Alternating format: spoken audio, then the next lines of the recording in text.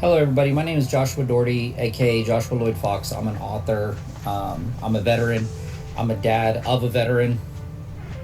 I've worked for the U.S. government and the DoD for 28 years, and I don't want to get on here and be an alarmist. But some of the things that I've seen lately, especially in the escalation of the war with Iran, has me really worried. So currently, I'm sitting not even a mile from Tinker Air Force Base. I work for Boeing currently. And the E6B Mercury aircraft is headquartered here for the U.S. Navy. It's a Navy aircraft, but they put them on Air Force bases. I also worked E6B at Pax River Naval Air Station in Maryland. And if for those of you that don't know, the E6B Mercury is called the Doomsday plane.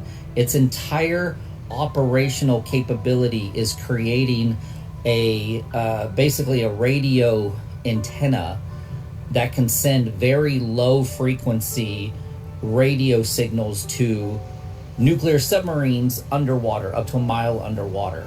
And in the sudden case of nuclear escalation, the E6's only job is to assure that it can give launch commands to submarines. And they just sent at least one, if not two, E6Bs over to the Middle East. I don't believe the E6B has been out of the continental United States since 9/11. And if it is in the theater of war in the Middle East, that means that nuclear escalation is on the table. Now, the scary part about this is that I have worked for the U.S. Air Force, the U.S. Navy, and now as a contractor at Boeing for 28 years. I've served under 5 presidents. I deployed to the Middle East 4 times during Operation Northern Watch, Operation Southern Watch, Afghanistan, and Iraq. I was also on SAR teams at the very end of my Air Force career where I got injured. I'm more scared now than I ever was during those times. Not because of the risk to U.S. service members. We know what we sign up for. But because of the guy in the White House who wants to be the first president to do a lot of things, has no problem knocking down part of the White House, has no problem just stampeding all over the Constitution. And now it almost feels like he's a schoolyard bully that wants to be the first president since FDR to push a button. That's scary. It's so scary that the fate of the world is in the hands of a lunatic,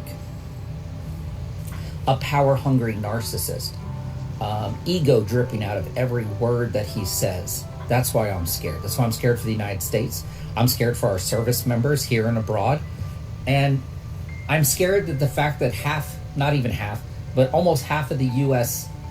Population is approving of this because it's all happening over there.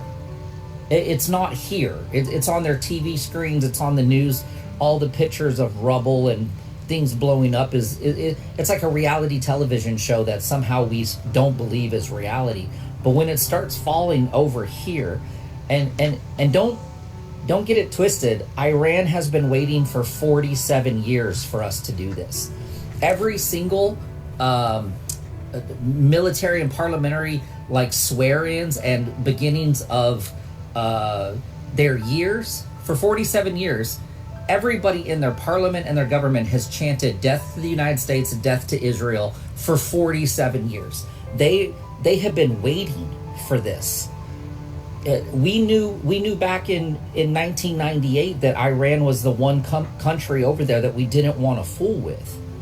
And this has nothing to do with a regime change. Iran was sitting at the peace tables on February 27th, ready to sign an accord to never have a nuclear weapon when we struck.